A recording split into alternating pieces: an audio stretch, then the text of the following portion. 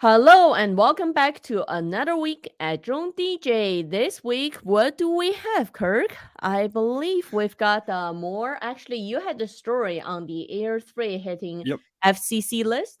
We Ishvina also had the story saw. on the FCC list. I had a story on some more leaks this week. So we are getting the time is near, as like you've said. It's near. It is near trademark for when we were getting our Air 3 release, and because it hit FCC database, which we know usually means within the next month or so, we're going to get the release date. And then we also have a few more leaks that a little more specific details. Actually, one that you might like a lot. With the charging case, and then the one on the on some transmission data. So Okay. Just to cover headline, we've got more on Air 3 updates. We've got one of the oldest, actually North American drone manufacturers I know. They're thinking about expanding production and adding a new lineup. So we'll talk about that. Now, we also have a couple of updates on anti-drone stories for you. Again, as you know, I'm a bit skeptical about how anti-drone actually works. So we can talk that out. And then at the end, we'll spend a few minutes. We promised to talk about the Canadian Beyond Visual Line of Sight regulation updates. So we'll spend a few minutes at the end talking about that. Let's kick off with Air 3. Let me share our story here.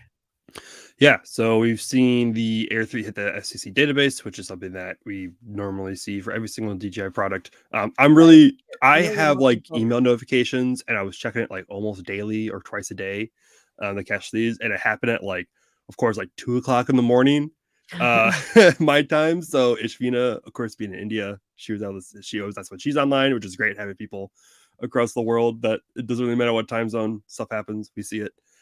So she was able to find them and posted them. So yes, it officially confirms, like by DJI pretty much, that we're getting these three drones. Sorry, this drone plus the RCN2 and the RC2. So we don't really get to see much. I think there's a battery limit. I think the battery seems to be much larger than normal, or has been increased a lot, because I think the battery like limit is on one of those labels. But yeah, Yeah, we've 40 to 41 milliamps battery, which is about 30% larger than the Air 2S. so I'm expecting us to get a pretty good bump on. And what was interesting is Air 2S, when it was released, it was a substantial flight time improvement comparing to at the time was Mavic 2 Pro, right? Yeah. So it looks like Air to continue that the Air 3 is carrying on its improved flight time. Yep. So super exciting to see more and more details come out, because like I have always kind of liked the Air lineup. It's kind of like my favorite favorite lineup, even though I don't really use it that much, just because it's economical and everything. But yeah, we also have some leaks coming from Jasper Ellens from 27 Leaks. He states that the charging case that's going to come with the Fly More combo. So we've seen pretty much it has like a more Mini 3 like charging case, Yeah, where you actually put the batteries into it. That actually is going, apparently, according to him, it will charge all three batteries at at the the same same time. time. That would be a Yeah, first for DJI. that would be. And so yeah, instead of having a charge, I mean, I guess this is actually, some people that probably, I realize that some people don't probably realize this, that like they probably just plug their batteries in and then walk And away thinks for a it's going day, to charge.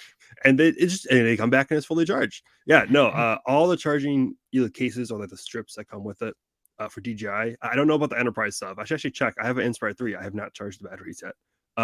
But all of at least their consumer products, they charge one battery at a time. And if you want to change that, you pretty much have to go to a third party Third solution, which party. Yeah. you I have always plenty of went with options. third party chargers to charge all Yep. the batteries at the same time. Or let's say for Mini 3, I didn't find a good reliable one. So I would Mm-hmm. cheat it by putting one battery in the drone.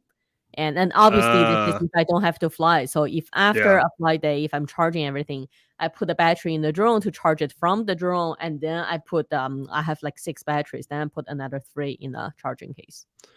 Yeah. So that'll, I mean, it depends on, of course, what power adapter they give us. I hope they give us, at least with the I Fly don't More think they're gonna combo. give you power supply. I think you have to get your own, just like Mini 3.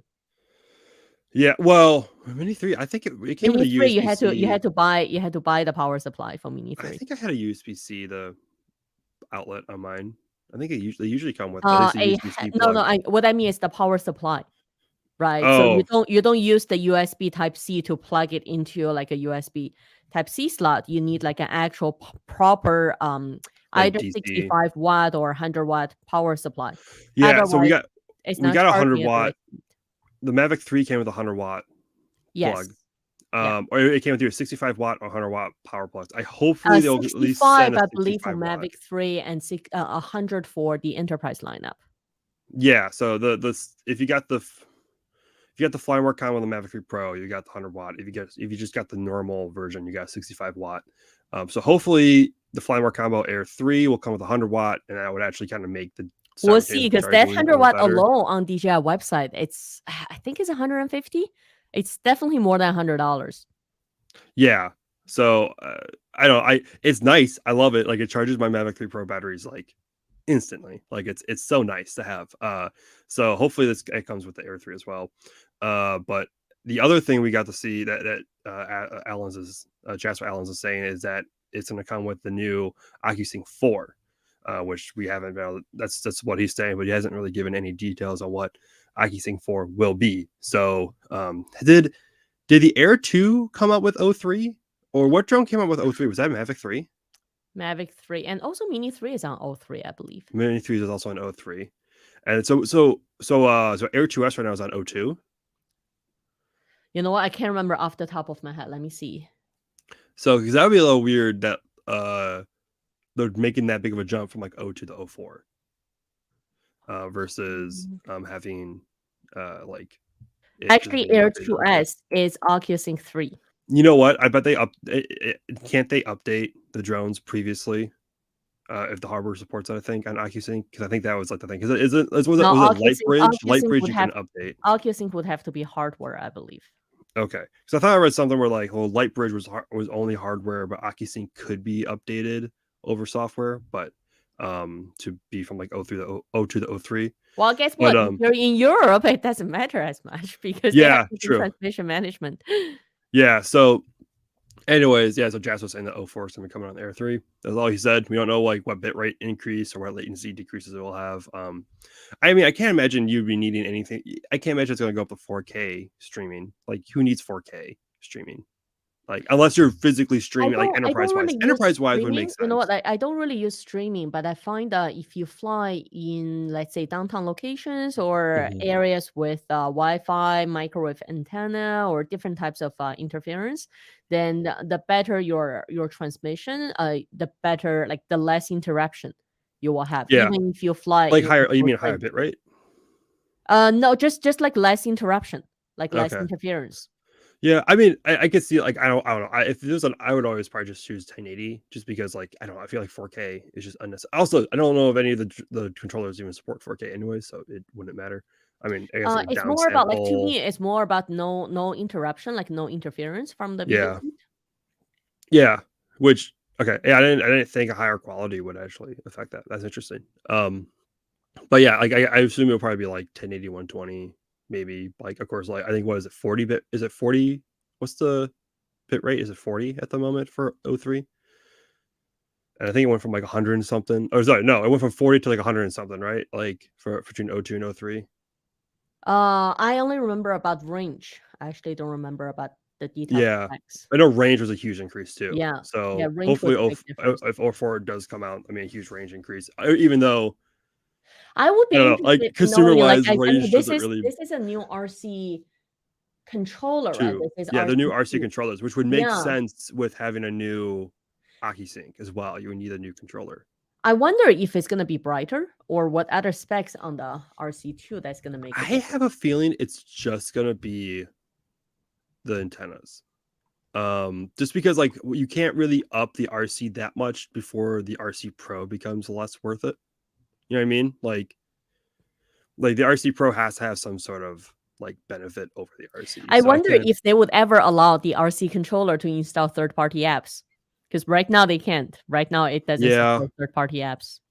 It would be nice for, like, if you're using it with the Mavic 3 or something. But if their intention is that the RC is going to be used with the Air and mini lineup. Yeah, but if, let's say, if they open up the software SDK for, let's say, Lychee or any of the third-party apps, it should essentially this is an Android tablet. Yeah. Right. So if I get, let's say, N1 or right now the new N2, if I get N2 controller without a screen, I can plug through, let's say, a tablet. I can get a mount, I can plug through a tablet, and I can install different apps on the tablet. I don't have to use the DJI native Fly app if I don't want to. Yeah. So, Would be nice. I've never used. I should download Lychee or something like that and use it. I love it. But Yeah. it's not supporting Mini 3 or it Yeah. only started supporting Mini 2 only 6 months ago. Does it support the Mavic 3? It doesn't support the Mavic 3, does it? No, it does not. Yeah. So I don't Mini even think 3 or I don't Mavic even 3 have a did drone not that have supports it. did not Mini 3 or Mavic 3 is DJI. They didn't open up the SDK for software. Yeah. Unless you're on enterprise. Yeah, true. So it would be nice to see that, but it would make, I don't know, business wise, it would make sense to limit that to the RC Pro. Like they want you to pay the Yeah, extra but amount of RC money. Pro, I mean, we're talking about $1,200. Well, US Yeah. $1,000 just for RC Pro, right? And if you're using, I mean, I guess if you're using Lychee products, you're probably doing this professionally. So I guess that's their use case. Like, well, like you can afford it, but not everyone can still. But it would be interesting. We shall see. We're inching closer to the release. I mean, everything we're talking about now will be either confirmed, yes or no, right? Yep. Hopefully, we'll get a like an event announcement. I don't know, sometime soon. I don't know how long. FCC filings can be weird. They usually make the announcement a week or 10 days before. Within a week or so of our FCC filings. We have seen other FCC filings where like it's there for like a month or so before they announce the event. I think if we look at the time they tend to do product release in the summer, I want to say it's going to be within July. Yeah, this is like prime time for a new drone, like middle of summer, like release it in July, ship it end of July and August, and like give people the time to fly it in August in the fall before summer hits. So this is like perfect time to release especially a new like enthusiast drone. So not Mavic series, not like professional, not like entry professional like the Mavic, but like enthusiast, like the mini, like the Air 3. So now moving along, something else we're seeing on the market, Dragonfly. I don't know if anyone in the audience actually remembers or knows about Dragonfly. Dragonfly was one of the oldest North American drone manufacturers. Actually, we're talking about trying to remember when I knew them. We're talking about maybe 2013, 2014. So 10 years ago. I believe, if I remember correctly, at least one of the founders was RCMP, was from a police agency here. So they initially built their drones with infrared just for search and rescue, especially for mountain range. After one of the first drones for good stories was actually from Dragonfly. Was they were using their infrared camera on the drone and found a injured driver in the Rocky Mountains range. The driver had a vehicle rollover, and he got out of the vehicle and started walking, and it started to snow, so they weren't sure if they were able to find him before dark sets, and they were able to use the infrared camera to find him. I have to say, I haven't heard news from Dragonfly for a while, and I didn't think they would actually release new products, but looks like, they are having their second drone production expansion, which should be interesting to see what they have. Yeah, I'm interested to see, because a lot of companies seem to be, it's a lot of U.S. companies. It's just like across, like, I think a lot of different markets that it seems like U.S. companies U.S. seems to be the place that people want to do business for a lot of aerospace aviation side things, except for air taxis seem to be pretty spread out across Asia and Europe as well. But it'd be interesting to see how like a Canadian company can come in and step in and see if they can bring out drones. Dragonfly usually does like professional enterprise drones, right? Like, yeah, like they're the ones with like the octocopters, right? With like you throw like a red camera on it or something. No, these guys do point and shoot camera. They're usually first responders, search and rescue. Okay, gotcha. It'd be interesting to see if they can come in and actually, because they have heritage and they're good drones, right? I mean, you've used them, right? So you say they're probably better than the other options on the market? I don't know, because last I seen them, like I said, I knew them from 10 years ago and haven't heard much. I knew they tried the US market 5-6 years back. Nothing really sparked any big news, so we don't know. This would definitely be the time for them to hop in, because I mean, with DJI being like kind of pushed out of the first responder market by a lot of states, this could be the time for them. Especially, Yeah. I would like to see, because you have a lot of like the enterprise drones. It'd be nice to see like a comparison between the DJI enterprise drones and then like what the replacements are stateside, or like what Right. state, I mean, because a lot I've of used agencies Skydio. I've used Skydio. I've used Wintra. Parrot, Wintra. Yeah, Wintra. Parrot, not really. I have a Parrot. Hmm. But it's a really older drone. Okay. Yeah. So Yeah, mostly, because yeah, a like lot I of said, Skydio does have its user scenarios, like something mhm, specific.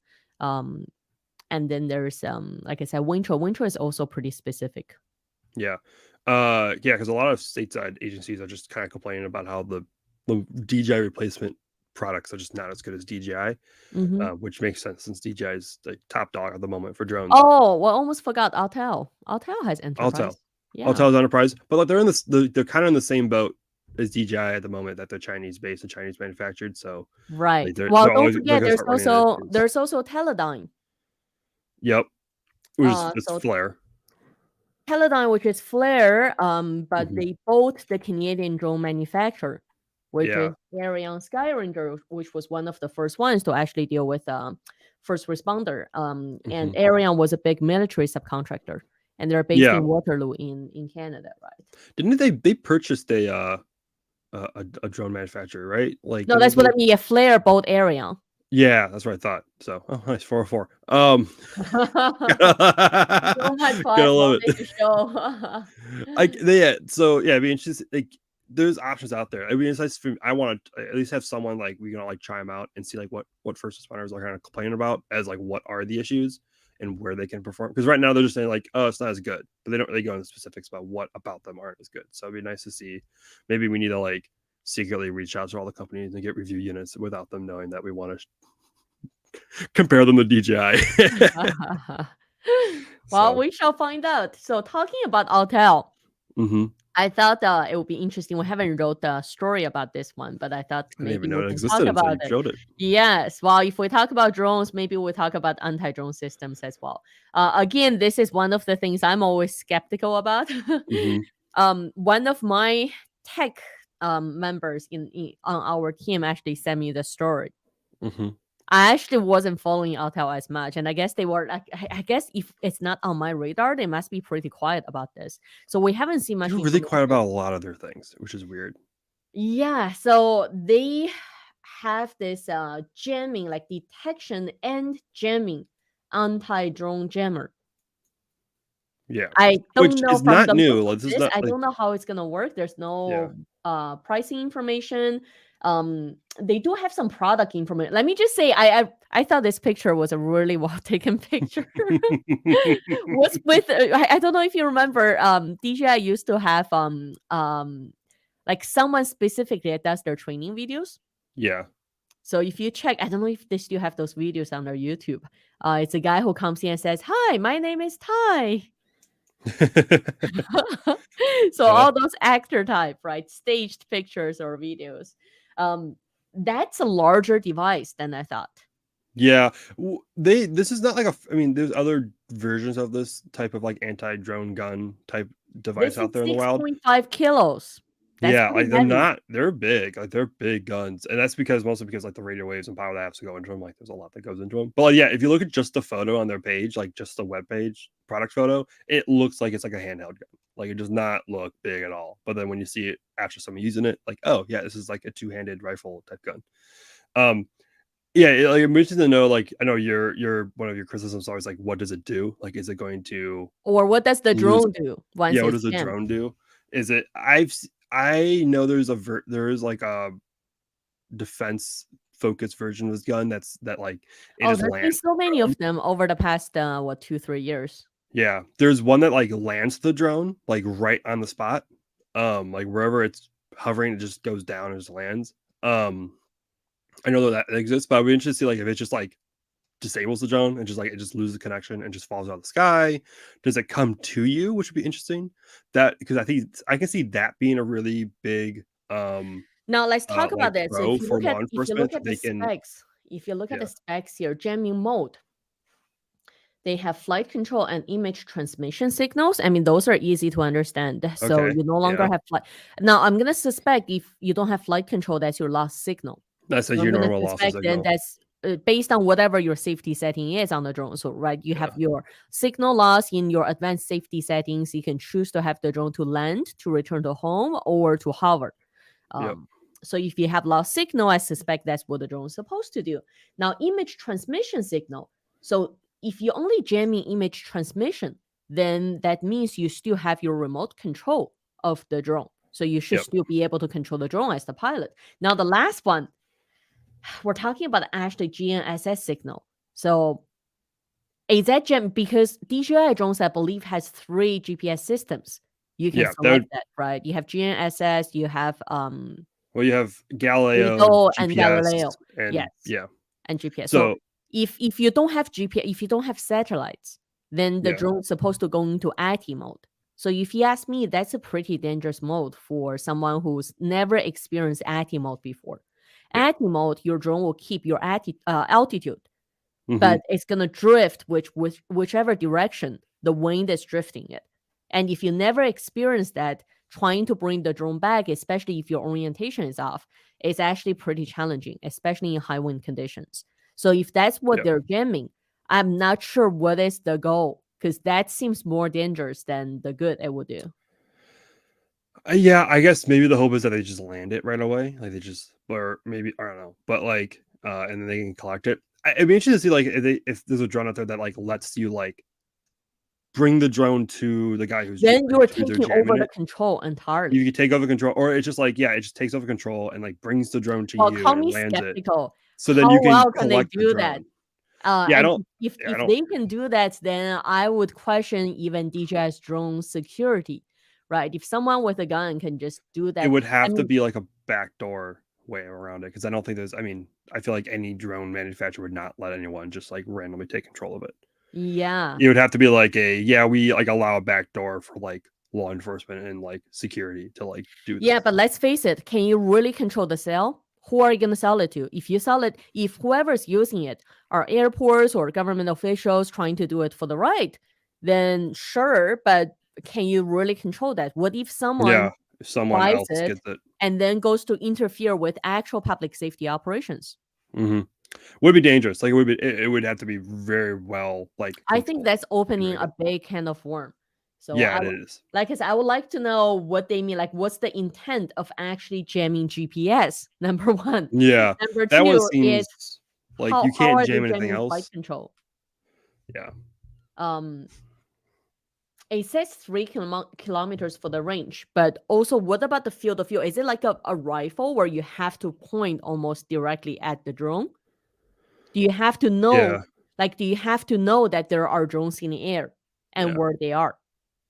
Because first, Because radio waves usually spread out, but very powerful ones can be very well centered on. So it depends on how powerful the actual transmitter is. Whether or not it's going to be like a cone or if it's going to be like a straight shot. detection mode says omnidirectional up to 2 kilometers. Interesting. I wonder if like is this like all built into the gun? Like if you just like you don't even need like a base station, like a station or anything, because like, you would need have some sort of display, right? That tells you what's going on. Like Well, which it that's my other point. It says it does have does have a display. screen. It says it has a touch screen display. That looks like a pretty small display if you ask It does not look like that's going to be very well done. And number two, can I just say I personally don't like touch screen for any outdoor equipment. Because in with Canada, gloves, half of the year we're cold. If I'm wearing gloves, I have to take off my gloves. My fingers are cold for the touch screen, or I have to put on a screen protection that reduces the sensitivity. It's just I prefer actual buttons, you know, on outdoor machines. That's just usually for any sort of professional. You're usually having physical buttons. I don't know. We will. I bet we'll see this at CES next year. I have a feeling. I hope so. I would have to check to see if it's on the if it's on their FCC database. Well, that was one of the challenges DJI had with Aeroscope, was actually with FCC. They didn't want to have it on FCC. Yeah, so I wonder. I have a feeling this is not a actual like US release product, because usually when they do release products in the US, they'll usually send this out to U.S. press for like a press release and all that stuff. I haven't seen it. I'll just say the So one thing I make did like me was just not how it engaged. looked. That's a render for sure of the gun. Like, there's no way that's an actual gun. That's like actual. I'm just gonna say I did like how it looked, how they staged it. That Yeah, is like one they thing I brought the liked most about it. macho man out, and Well, then it they is gave him this weird fashionable. Oh, gun. he's pretty good looking. Wait, is that a scope on it? Yeah, Yeah, that's the scope. interesting. All right. So we shall see. I mean, alongside this story, we also had Yeah. another story we covered this week about UK Army actually has counter drone rifle sights. I don't know how this is gonna work. Yeah, so like apparently like I don't apparently the scope itself will find the drones and like it will lock onto the drones and like I guess they can shoot it. It will like give them an easier way to shoot down the drone with their rifles, which doesn't seem safe to me. But like in a combat scenario, this is a lot of this is like coming out of Ukraine and like how drones are being used out in Ukraine. And so I don't think this is definitely not domestic use. This is more overseas and combat zone Domestic use. airspace actually are pretty restricted about shooting any Yeah, so weapon into the this airspace. wouldn't be used, I don't think, in UK at all. Like that's shooting physically using your rifle to shoot down a drone. It's probably like the absolute last resort for any sort of law enforcement to do. Like that is only like in something's bad is going to happen. You have to at least try something. But I think this is probably going to be used like overseas in combat. Like if you're How about just shooting the camera? maybe that's what they're aiming for. But like at least just trying to get a bullet probably like on the drone. Like in a combat scenario, is probably what they're trying hoping Okay, for. I've had I'll just share this. I've had one of our Phantom 4s shot by one of those really powerful CO2 guns, like shooting Okay. those plastic bullets. Mm-hmm. By powerful, I mean the bullet shot through the arm. We're talking about alloy, right, of the Phantom 4 arm. It shot through the arm of a Phantom 4. Wow. And I had nothing was wrong with the Phantom 4. It kept flying. Just flying. We landed it for safety Yeah. and reported it. But yeah, it was an angry neighbor because somebody else was flying their drone illegally at like an estate neighborhood all week long. So when one of my pilots went there for actual real estate filming of one property with permission, and back then we had to deal with airspace, like no time coordination, like everything was done. But because he was hovering above the pool, which was the perfect target, and the neighbor thought this was the illegal drone that was buzzing around all week long, right? So that's why he shot it. But going back to the story, so yeah, if you shoot a bullet just through the arm, I mean, it didn't. I'm sure they're probably hoping for like a bullet to the all. camera, bullet to the body, like to actually like damage and bring the drone down. Because a lot of what drones have been used for, I mean, they're using a lot of more like Ukraine's been using a lot of commercial grade drones. So if you can shoot a body on it, that would shoot the body of it, like it would probably fall down and like and be unusable at the moment. So it's interesting that they're scopes, like they're just like giving these like infantry these scopes. Like this is how big of a problem it's going to become, I guess, apparently in modern warfare now that like infantry is going to start getting these. But I would love to like look down a scope. Like I would love to look down the scope and just see what it sees. Like what does it actually look like? Because there's no photos of what it looks like. Like is there like a little dot flying around in your scope? I think they're pretty private about that. Yeah, is there like then like another line that you're supposed to aim at and shoot that? So like it has like the header. I don't know. It's interesting. It is kind of. It should have. You know what? What would be helpful is to have some kind of lock on target.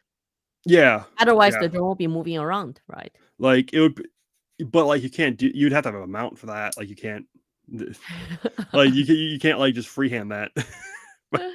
Oh, it's well, interesting. we can go on about this. Now, okay, we have a few more minutes left. I promised last week to quickly mention about the Canadian proposed rules on beyond visual line of sight operations. Essentially, we're going to have a story of this coming out in a couple of weeks. I'll just quickly talk about the Canadian process. I don't know what the process is like actually in states with FAA.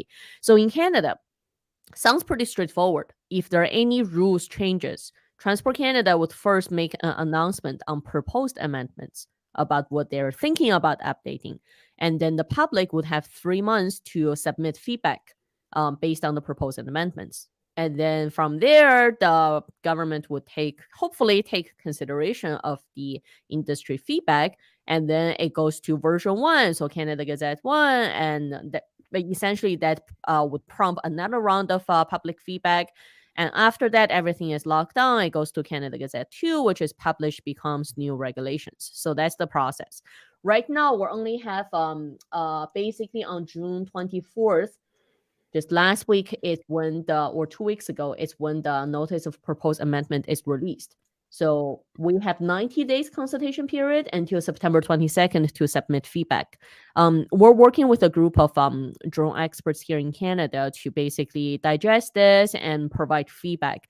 It's not like I would never be able to interpret all the rules and regulations just by myself. So some of this promotes industry discussion. So as long as if you're interested in providing your feedback, as long as you send it back by September 22nd, follow the feedback method on the proposed amendment, and hopefully your opinion is basically taken into consideration. Now, we're going to take about a month to fully digest the information and do the assessment on industry impacts. And then we will have a webinar that actually talks about, what we like, discoveries, summary of feedback, and we hope to share that with everyone. So if you are in Canada or considering operating in Canada in the future, you can join us and talk about your input. Interesting. Be good. Interested to get all that feedback. So that's all we have for you this week. Hopefully, we're a step closer to Air 3. So we'll come back, next week and see what the updates are and see if there's actually a product release announcement, if we actually have a date. Mm-hmm. Yeah, looking forward to it. Hopefully, we get something in the next few days. That's all for you. We'll see you back here next week.